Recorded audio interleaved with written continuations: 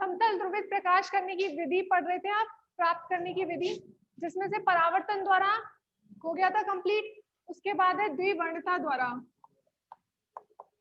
द्विवर्णता द्वारा समतल ध्रुवित प्रकाश प्राप्त करना। ठीक है, या फिर बोल सकते हैं आप पोलेरॉइड।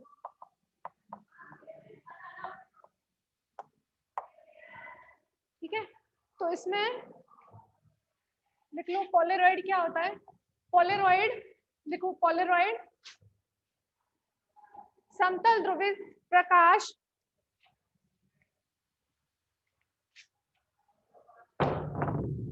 पोलेरॉइड समतल ध्रुवित प्रकाश प्राप्त करने की एक प्रकाशिक युक्ति है, प्रकाशिक युक्ति है जिसमें एक विशिष्ट प्रकाशिक अक्ष होती है, जिसमें एक विशिष्ट प्रकाशिक अक्ष होती है। ठीक है, जब अध्रुवित प्रकाश को, जब अध्रुवित प्रकाश को पोलेरॉइड में, जब अध्रुवित प्रकाश को पोलेरॉइड में से गुजारा जाता है, जब अध्रुवित प्रकाश को पोलेरॉइड में से गुजारा जाता है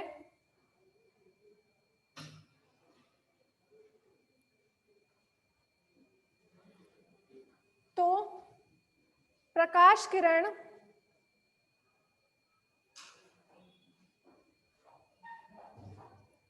प्रकाश किरण दो ध्रुवित किरणों में विभाजित हो जाती है।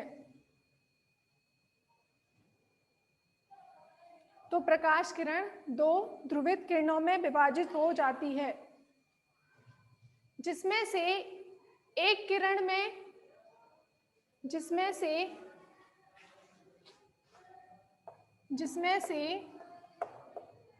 एक किरण में विद्युत सदिश कंपन,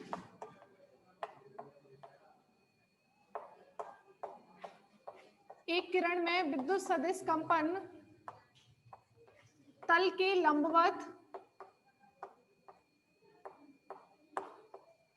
लंबवत तथा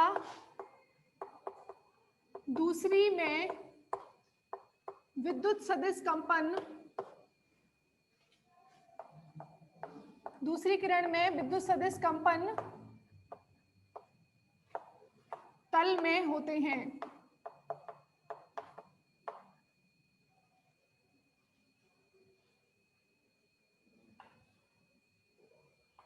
जिस किरण में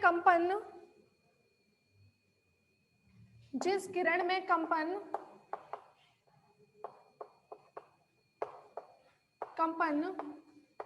पोलेरॉइड की प्रकाशिक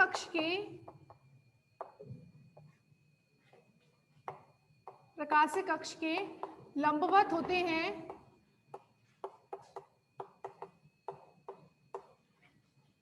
उसका पूर्णतः अवशोषण होता है, पूर्णतः अवशोषण हो जाता है तथा जिस किरण में कंपन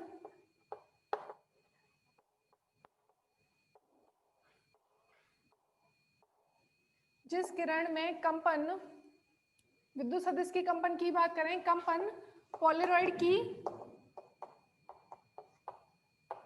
प्रकाशिक अक्ष के समांतर होता है,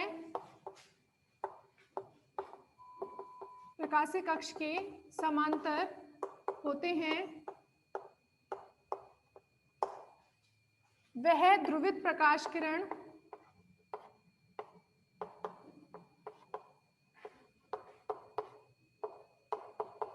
पोलरॉइड से निर्गत होती है।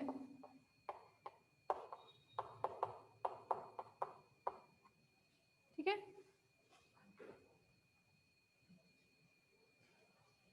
जैसे देखो यहां पर कोई अध्रुवित प्रकाश है, इस तरीके से ये अध्रुवित प्रकाश आपतित हो रहा है किसी पोलरॉइड पर।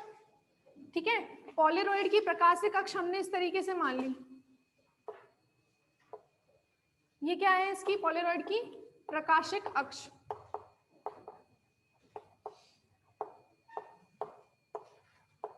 पोलरॉइड जब इस पर ये अध्रुवित प्रकाश आपतित होगा तो देखो इसमें विद्युत सदिश के कंपन क्या है, तल के लंबवत भी होंगे, क्योंकि यहाँ पर अध्रुवित प्रकाश में विद्युत सदिश के कंपन सभी दिशाओं में एक समान रूप से होते हैं। ठीक है, तो जो इसके समानांतर होंगे, जो कंपन इसकी प्रकाशिक अक्ष के समानांतर होंगे वो कहाँ इससे निर्गत हो जाएंगे,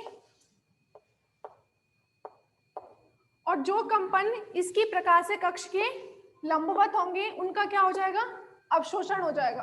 ठीक है, तो इस तरीके से हमें निर्गत प्रकाश कैसा मिलेगा, समतल ध्रुवित, जिसमें कंपन कहाँ है, तल में है। ठीक है, निर्गत प्रकाश कैसा मिल रहा है, निर्गत समतल ध्रुवित प्रकाश जिसमें कंपन पोलरॉइड की प्रकाशिक अक्ष के समानांतर है।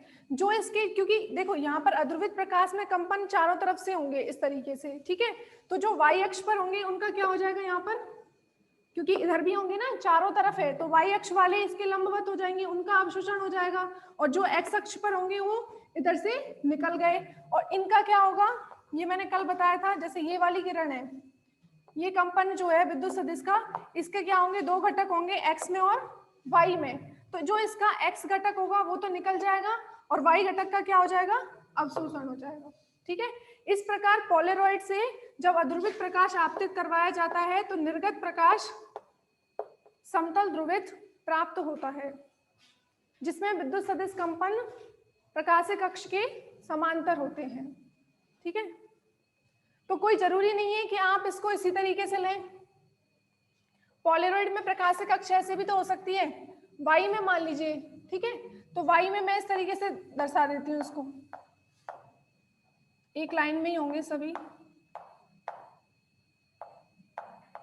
ठीक है, प्रकाशिक अक्ष इस तरीके से वाई में, तो इससे निर्गत प्रकाश कैसा होगा, जो लंबवत वाले कंपोनेंट है उनका क्या हो जाएगा, वाई वाले, इसमें क्या होगा, जो इनका अवशोषण हो जाएगा, और निर्गत प्रकाश कैसा मिलेगा, इस तरीके का। ठीक है, तो जो प्रकाशिक अक्ष होगी उसके समानांतर वाला पार्ट जो होगा वो निर्गत होगा। जैसे इसमें अब समानांतर यही तो होगा, समझ रहे हैं ना, इसमें प्रकाशिक अक्ष इस तरीके से है, तो ये वाले कंपोनेंट निर्गत होंगे, और जो समानांतर इसके लंबवत ये वाले होंगे वो क्या होगा, इस पर अवशोषण हो जाएगा। अब लिखो पोलरॉइड की क्रॉसित व समांतर अवस्था।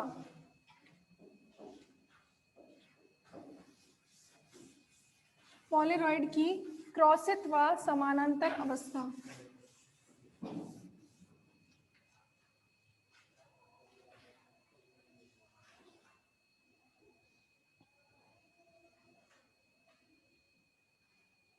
देखो, जब कोई प्रकाश, पता कैसे चलेगा कि ये प्रकाश जो है आपतित वो ध्रुवित है या अध्रुवित है, इसके लिए हम दूसरा एक और पोलरॉइड काम में लेते हैं, लिखवा बाद में देंगे, अभी सुन लो। जैसे देखो यहाँ पर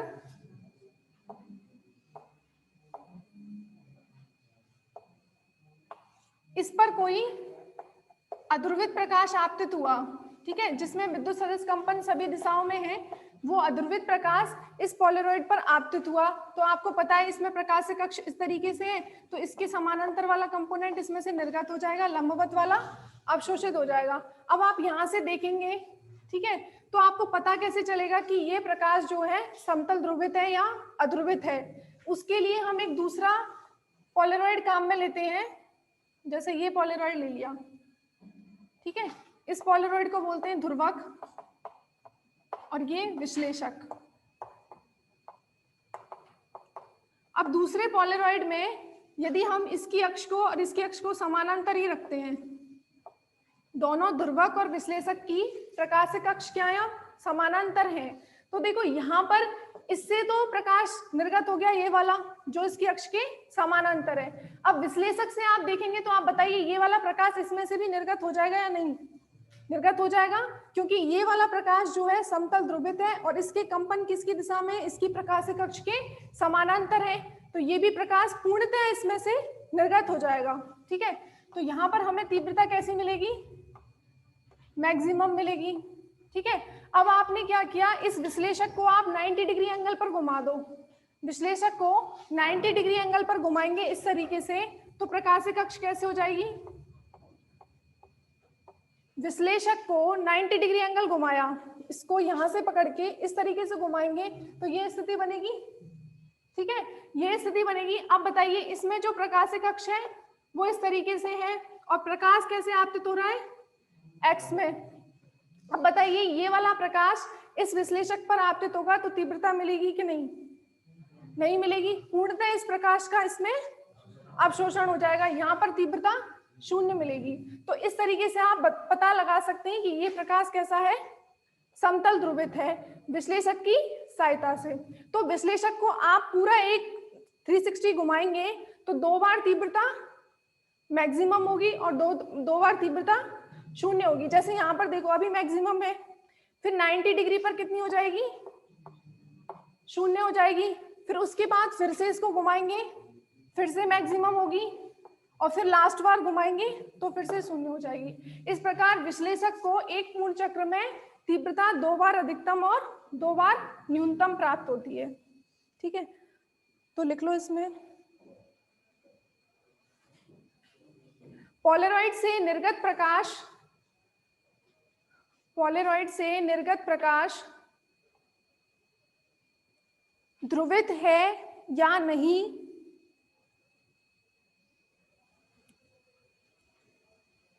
ध्रुवित है या नहीं, इसके लिए एक अन्य पोलरॉइड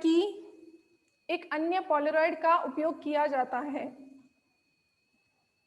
एक अन्य पोलरॉइड का उपयोग किया जाता है, जिसमें प्रथम पोलरॉइड को ध्रुवक, प्रथम पोलरॉइड को ध्रुवक व द्वितीय पोलरॉइड को विश्लेषक कहते हैं, वह द्वितीय पोलरॉइड को विश्लेषक कहते हैं।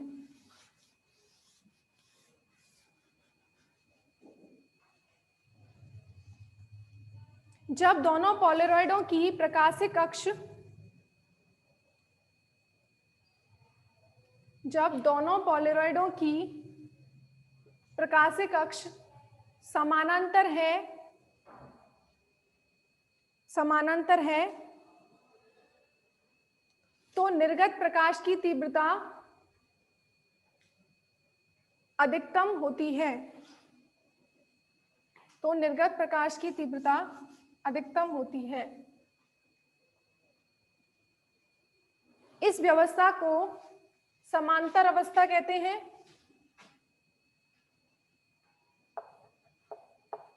इस व्यवस्था को समांतर व्यवस्था कहते हैं।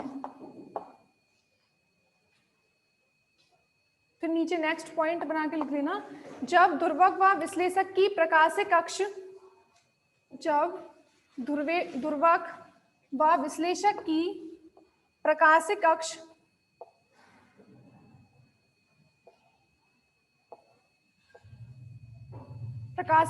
परस्पर लंबवत होती हैं, प्रकाशिक अक्ष परस्पर लंबवत होती हैं, तो निर्गत प्रकाश की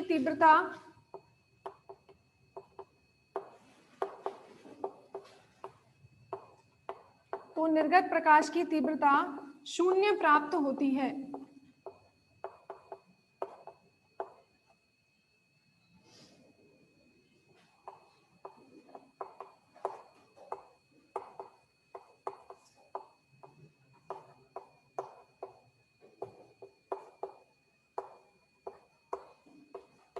यह व्यवस्था क्रॉसित अवस्था कहलाती है।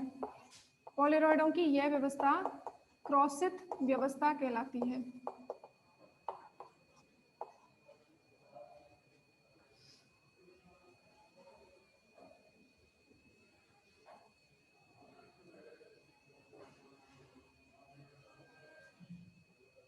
ये बना लो।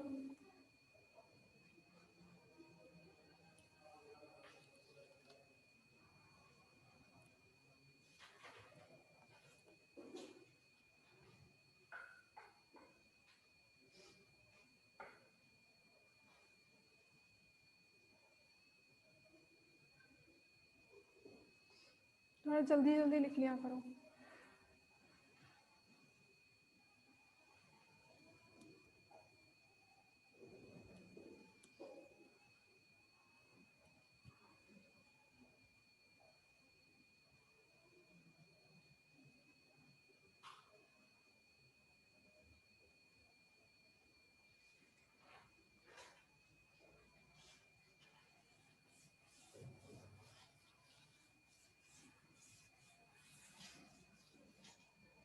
इसी में है मेलस का नियम।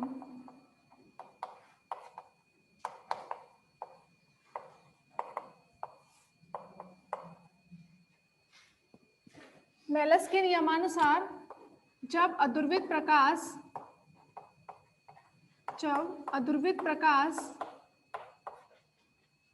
ध्रुवक व विश्लेषक में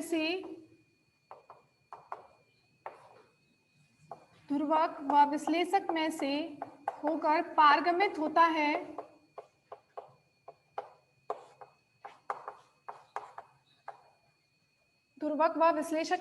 पारगमित होता है तो निर्गत प्रकाश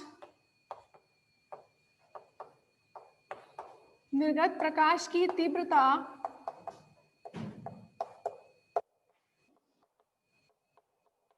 दोनों पोलेरॉइडों की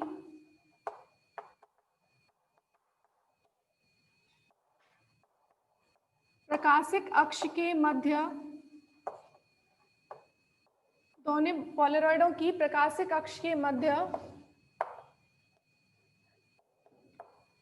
कोण की कोज्या के वर्ग के समानुपाती होता है।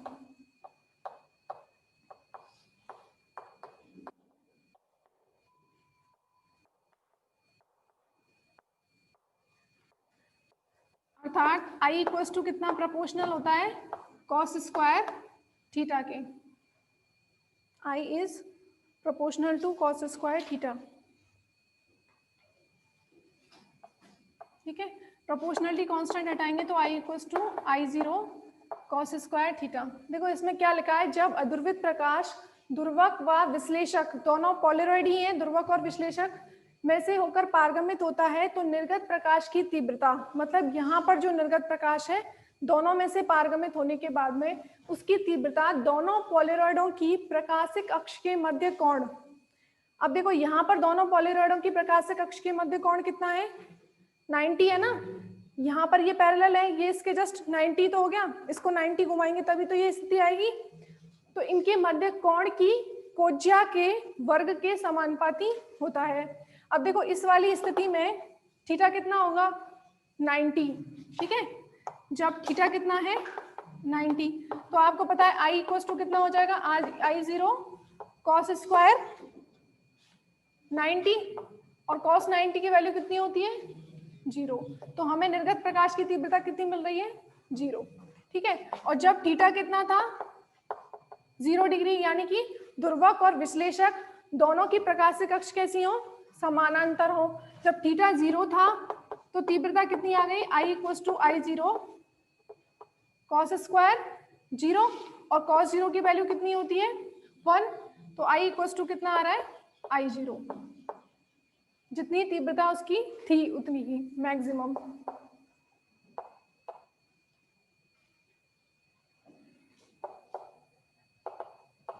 ये हो गई क्रॉसित अवस्था और ये समानांतर अवस्था में।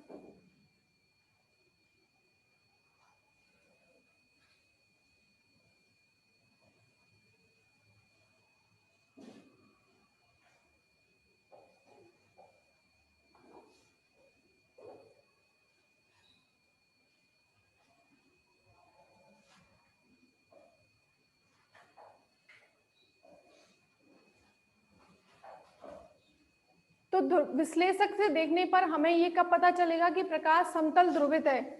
ये वाला प्रकाश समतल ध्रुवित है, ये विश्लेषक से कब पता चलेगा? जब उसको घुमाने पर, पूरा एक बार घुमाने पर 2 बार तीव्रता अधिकतम हो और 2 बार न्यूनतम हो। इसका मतलब प्रकाश कैसा है? समतल ध्रुवित है, ठीक है। और यदि यहाँ पर अध्रुवित प्रकाश होता तो क्या होता?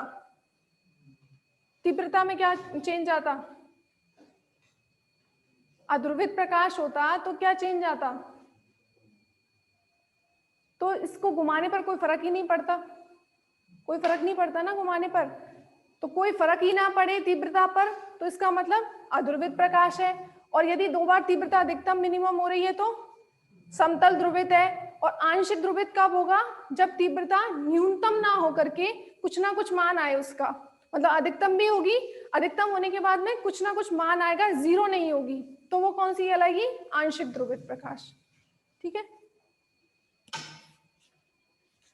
ये कंप्लीट हो गया। अब नेक्स्ट है इसमें द्वि अपवर्तन द्वारा ध्रुवण।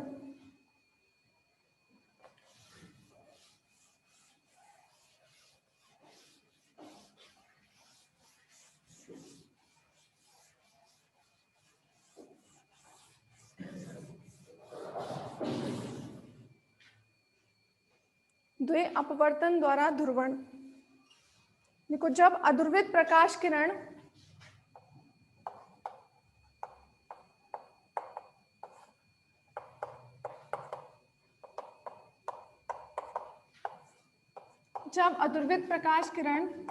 किन्हीं विशिष्ट प्रकार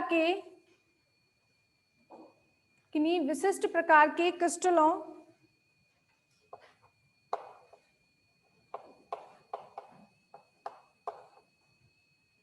विशिष्ट प्रकार के, जैसे कैल्साइट या क्वार्ट्ज क्रिस्टल,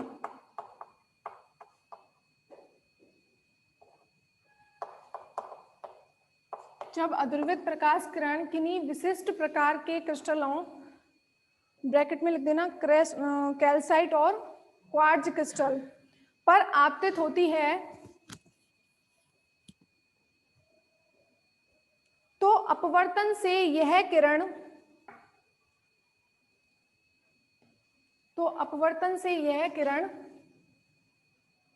दो अपवर्तित किरणों में विभक्त हो जाती है। 2 अपवर्तित किरणों में विभक्त हो जाती है। प्रकाश की यह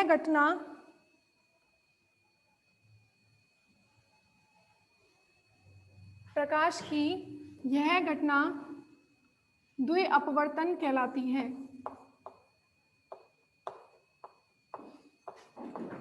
तथा ये विशिष्ट प्रकार के क्रिस्टल द्वि अपवर्ती क्रिस्टल कहलाते हैं।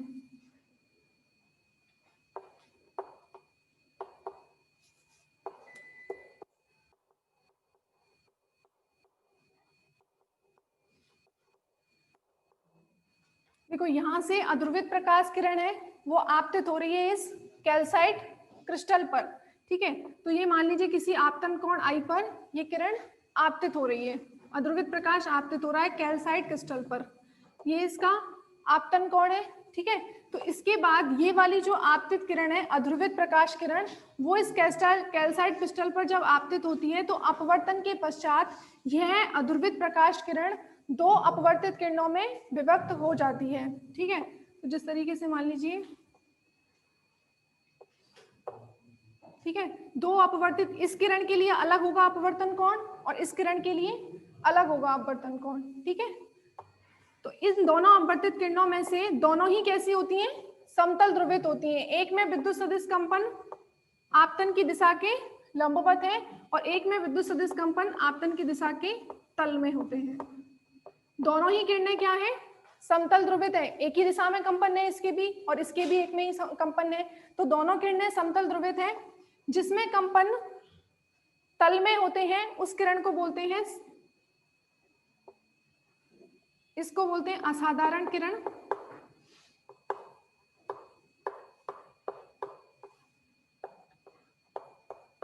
या फिर एक्स्ट्रा ऑर्डिनरी बोलेंगे तो इसको बोल देते हैं ई रेज, ई किरण बोल लो। ये वाली किरण को बोलते हैं ओ किरण या साधारण किरण। साधारण मतलब ऑर्डिनरी, तो इसको बोलते हैं ओ किरण।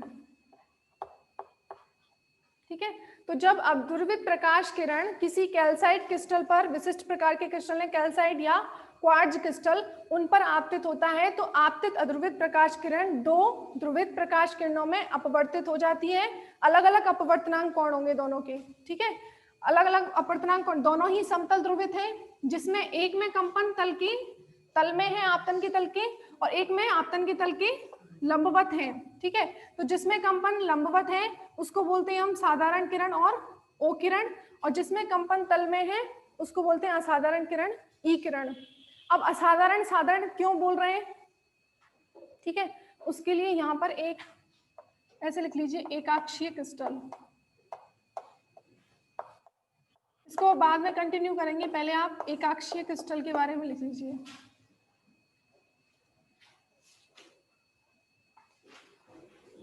एकाक्षीय क्रिस्टल, जो अभी मैंने लिखवाया ना कैल्साइट और क्वार्ट्ज क्रिस्टल, ये एकाक्षीय क्रिस्टल ही होते हैं। एकाक्षीय क्यों बोलते हैं इनको, क्योंकि इनमें एक विशिष्ट प्रकाशिक अक्ष होती है। ठीक है, तो लिख लो वे क्रिस्टल जिनमें एक विशिष्ट प्रकाशिक अक्ष होती है, जिनमें एक विशिष्ट प्रकाशिक अक्ष होती है,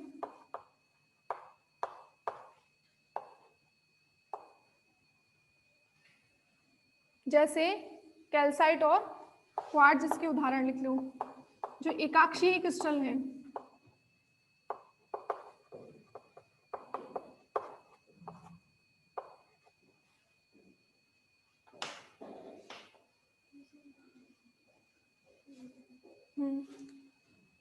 विशिष्ट प्रकाशिक अक्ष होती है। इन क्रिस्टलों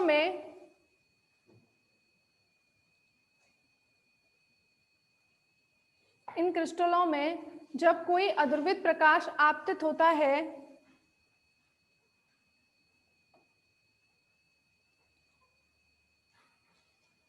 जब कोई अध्रुवित प्रकाश आपतित होता है तो अपवर्तित प्रकाश किरणों में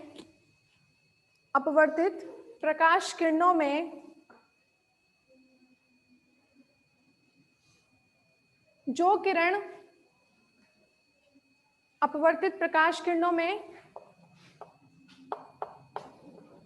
जो किरण अपवर्तन के नियमों का पालन करती है,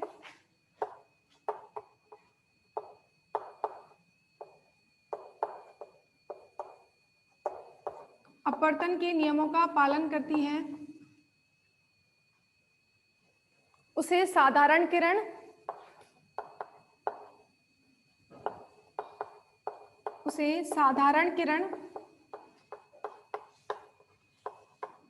या ओ किरण कहते हैं।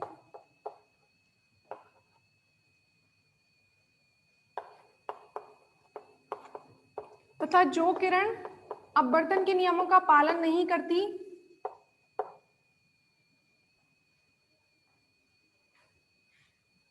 वह असाधारण